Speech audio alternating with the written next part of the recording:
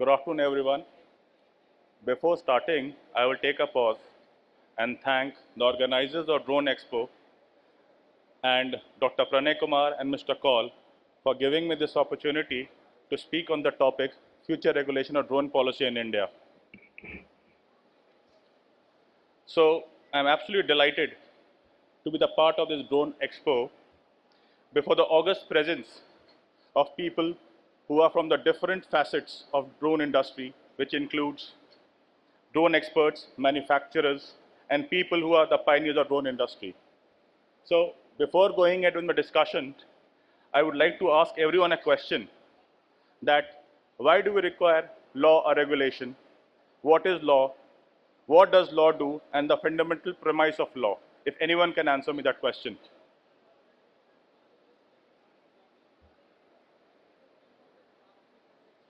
Sir,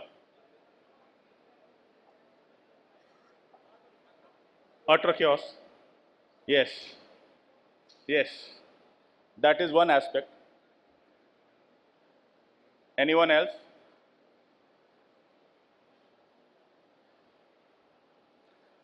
See, why do we require law? Law ultimately sets out parameters for relationship of individuals, institutions, the relationship between individual and the state, between communities and the state, the relationship between dealing with each other in the terms of commerce. So, all societal interpersonal relationships is governed by law and regulation. Looking at the minute details, relationship between father and son, children, all are being governed by law and regulations. Because every aspect of human activity is attempted to be regulated for peace and security. If there is no law or regulation, then there will be utter chaos, as Sir rightly pointed out. Because behind every law is the human conduct. Regulation of human conduct is very necessary. The same applies to drone, and that's why we need to have a regulation of drones in India. Today, we stand at the precipice of new era in aviation, defined by innovation, efficiency, and unparalleled possibilities. Drones or unmanned aerial vehicles have emerged as a pivotal tool across various sectors from agriculture, disaster management, logistics to surveillance. However, with great potential comes great responsibility. With the rapid evolution of the drone technology, including artificial intelligence integration and automation calls for adaptive regulation. What worked yesterday may not work today. That's why we need to have evolving policies for the drone industry. India's journey with the drone regulation began in the earnest year with the introduction of CAR, Civil Aviation Requirement in 2016. Initially, it was restrictive. These regulations aimed to mitigate safety and security risk. Then there were various developments. Recently, the introduction of drone rules in 2021 marked a significant shift. These rules aim to simplify the processes of obtaining license, promoting innovation and accessibility. The establishment of the Digital Sky platform has also streamlined registration and compliance. Now, we talk about the Indian drone policy, which has been categorized into 7 heads. The first one being the simplified approval process. The policy introduces a streamlined process for obtaining permissions to operate drones, including Digital Sky platform, an online platform that facilitates registration, licensing, and approvals. This reduces bureaucratic hurdles and accelerates the deployment of drone technology in India. The next one is everyone is aware of is characterization and compliance. Drones are classified into different groups based on their weight and intended use. Different regulations apply to commercial, government, and recreational drones, ensuring that the rules are appropriate for each type of operations. The next one talks about the operational guidelines. These policy clearly sets out operational guidelines for drone flights, including restrictions on certain areas like near airports, VIP installations, military installations, and sensitive zones. This helps prevent accidents and maintains airspace safety.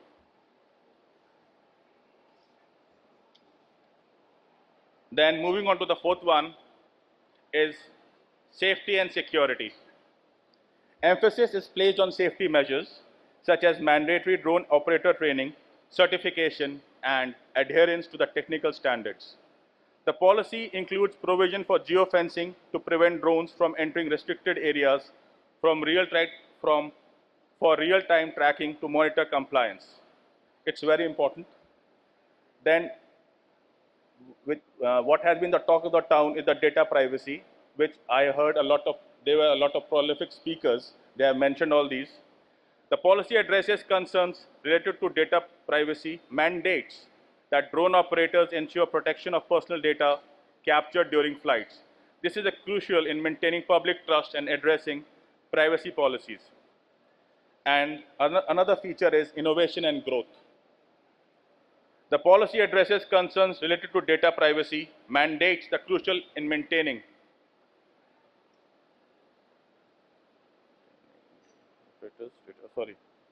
it was innovation and growth by supporting research and development, encouraging investment in drone technology.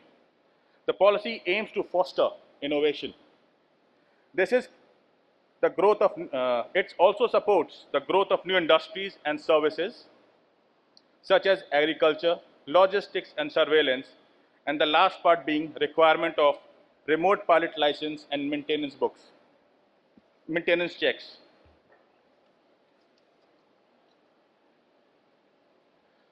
So what has been the legal stand of drones in India? As you all must be aware that drones market stands at 23.6 million US dollars in 2023 and is projected to grow at a CAGR rate of 7.55% between 2023 to 2028. Heeding to the exceptional demand and applications of drones in public and private sectors, the Government of India and state governments had made several rules and regulations for this revolutionary technology, safe and ethical use. The Government of India currently regulates drone operation. It is legal to operate drones, also known as unmanned aerial vehicles, in India for Indian citizens. The Ministry of Civil Aviation issued a more liberalized drone policy on 26 August 2021 with a broader scope as per the feedback, rising industry and demand, and more. The new drone policy was replaced in US rules the new drone policy replaced the US rules 2021. Why do we need a dynamic evolving regulation? Because the regulatory framework must be flexible enough to accommodate the diverse application without stifling innovation. So, as per me, there were certain categories in which I have put it down, the future directions of drone regulation, what it should be. The first being adaptive regulatory framework. It says future regulation should be dynamic, allowing for rapid adjustments as technology evolves. This may involve the use of pilot projects and regulatory sandboxes to test the new concepts. It is very important to take a look at the Aircraft Act and rules, critically examine how much of this framework is indeed applicable to the current drone technology. Before going ahead with this presentation, I happened to speak with a sir. He was a brigadier and is a veteran also, and we discussed the same thing about the policy should be adaptive. The next one is the stakeholders engagement. Engaging various stakeholders, industry leaders, academia, government bodies, and the public in the regulatory process will ensure that diverse perspectives are considered. It is not only when closely working with the industry that regulators can truly grapple with the both collective security concern posed by the technology as well as the concerns over individual rights that may come up. The third one is the international collaboration. As drones operate across borders, international cooperation on standards and best practices will be essential for effective regulation. Like what we have, the Indian drone policy have taken some points from the American drone policy and the European drone policy. Then the utmost factor that would shape the future of drones would be training and education. Investing in education and training programs for drone pilots and operators will ensure adherence to the regulations and promote safety practices. And the last one being, the government should be less of a regulator and more of a facilitator. As the UAV operation technology or drones has grown exponentially in market terms and scientifically, regulators necessarily have to work with the new industry and understand the full potential of the solutions that they are deploying on the ground. So, as per me, in conclusion, the future of drone regulation in India is bright, but it requires collaboration, foresight, and adaptability. By embracing innovation while ensuring safety and privacy, we can unlock the full potential of drones. I urge policymakers, industry leaders, and citizens to work together to shape a regulatory environment that not only facilitates growth but also prioritizes safety and ethical standards. Let us be proactive in our approach, fostering a future where drones soar high, enhancing our lives while keeping our skies safe. Thank you. Yeah. Yes, please ask a question. All questions are welcomed. What? The first point of the policy, adaptive regulatory frameworks. Yeah. Because all these, there were so many speakers, I think they have covered all these topics while they were discussing. So, when you dwell upon, this is a very extensive topic. So, just well, if I may add. Yes, you may ask a question. I'm a UTM expert and air traffic expert. I'm a UTM expert and air traffic expert, having done a lot of research into the drone field also. Okay. From 2018 to till 2021, the government has put out the draft policy and it took 3 years for them to issue it. And thereafter came the UTM policy. See, essentially, what are the things we are planning to regulate with the laws? One is the safety of the platform, yes, the safety of the people operating it or people who are in the vicinity of that. And third one is national security. So you need to have the platform always being monitored and the risk mitigation with regard to avoiding collision with others can be transferred to the individual platforms depending upon the the equipment they are carrying. But without having these kind of safety provisions, you cannot allow anybody and everybody to get into the air. That is very important. That is why education is important. So that is why, presently our strength of drones is just about 16,000. Okay. When we compare the number of drones with respect to China, which has got 16 lakhs drones. So the proliferation of drones is going to happen in the coming years. So we need to be prepared for that. And the regulation of the government should accommodate the increasing number of drones for a safe operation without compromising national security. This green zone, yellow zone and red zone. The geofencing is only applicable to the red zone, whereas you can't completely shift the responsibility of safeguarding the interest of the platforms and others to the operators themselves. We have to ensure that the government also takes control of these operations to ensure that nothing untoward happens. Rogue elements and anti-national elements, etc., using this platform. So it has to be prohibitive as it is, at the same time, it has to be facilitating. I think they'll come up with some directions.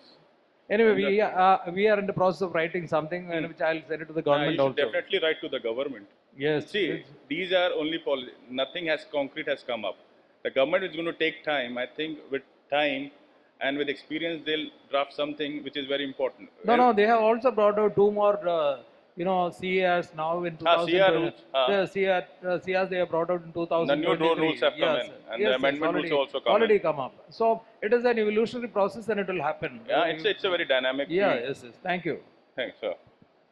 Thank you for the question. Thank you so much for some aspect of law or regulations which you are not aware, because we are technical people, and I'm thankful to you for Oh, giving us a very broad outlook of the law or oh, regulations. so kind of you. I want one small thing. Uh, See, you are a Supreme Court advocate. I understand a Supreme Court advocate, right? You are working with Supreme Court Yes, sir. yourself. You're with Supreme Court. I'm an advocate on record in Supreme Court. So I want to know what happens when drone collides with a human being or a property and ground, under which this thing gets covered. If it's, see, what happens when the drone would collide with an individual, it would definitely come under law of tort. Injuries being caused. Then now the new laws have been set in, the BNSSL, the Bharatiya Nyaya Sanhita, and other. Though there'll be, I would say, actions. When there's an action, there's a reaction. So what will happen is that if the drone collides with an individual, and like what happens when you're driving a car, Motor Vehicles Act, the same would apply with time with the drone. I think the drone industry also. They would come with some policies that something like suppose an accident happens, then who will be held responsible? Like what we have, the Motor Vehicles Act. Then there are sections of IPC which are being attracted. That the same would also apply, because drone is nothing new. It's a kind of it's a vehicle, unmanned vehicle. So I would think that there'll be government will come with policies, and it will be under the laws, IPC and criminal laws. I just want to add, maybe already aircraft rules 1930 is there. They may be expanded to cover the unmanned vehicles and drones. I think Probably that will be the better one. with time, that will be with time. That will be. Thank you. Thank you. Pleasure. Thank you for being a lovely audience. Thank you.